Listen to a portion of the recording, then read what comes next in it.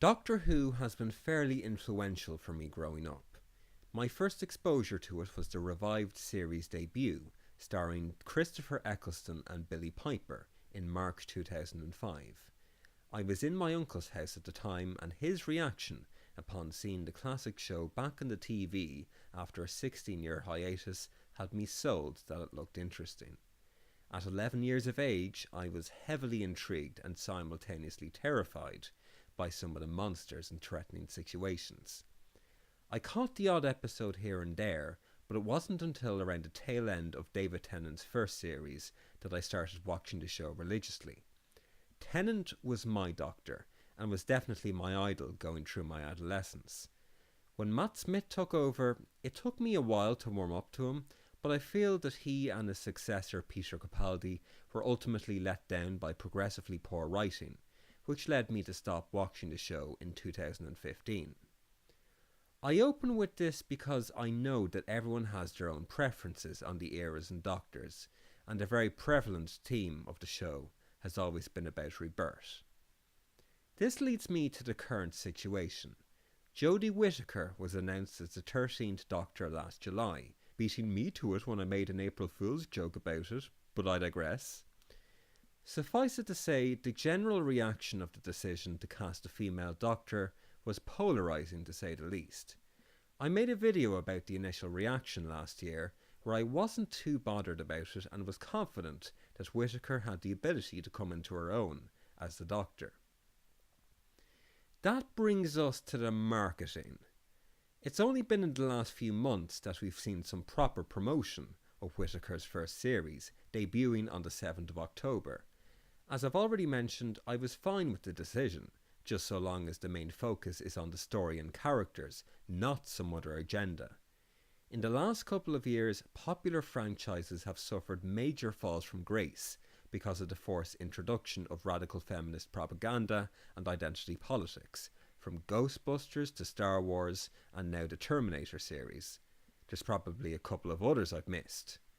That's not to say that some of the more recent years of Doctor Who was immune to this agenda.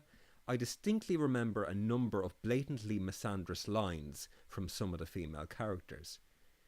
But I remained hopeful nonetheless that by some miracle, this new series of Doctor Who, under the control of Chris Chibnall, would not succumb to this toxic trend. You know I'm back, like I never left. I never left. I never slept. I never slept. I never slept. Chasing dreams, but I never slept. Oops. I feel glorious, glorious. Got a chance to start again. Oh no. Okay, quickly glossing over the terrible music choice, the concept of subtlety is immediately thrown out of the window. Literally breaking the glass ceiling. Really? Are they going to spend episodes lecturing and preaching to us about toxic masculinity and white guilt now? Is Bradley Walsh going to be the punching bag of the new ensemble? Either way, the chase is on. Sorry, I had to. There's no sugarcoating this anymore. There is a clear agenda here, and if they're going to go down the same route as some of the other franchises I've already mentioned, they're just going to alienate the rest of the fan base that haven't jumped ship already.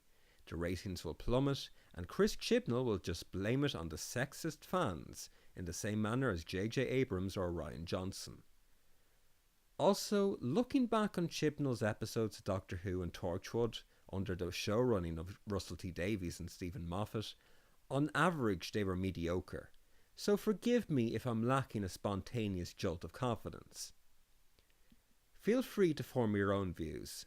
I should make it clear that I am not a misogynist or anything to that effect. I'm merely stating that the entertainment industry's continued obsession with identity politics and liberal bias is destroying several classic franchises and alienating half of their fan bases.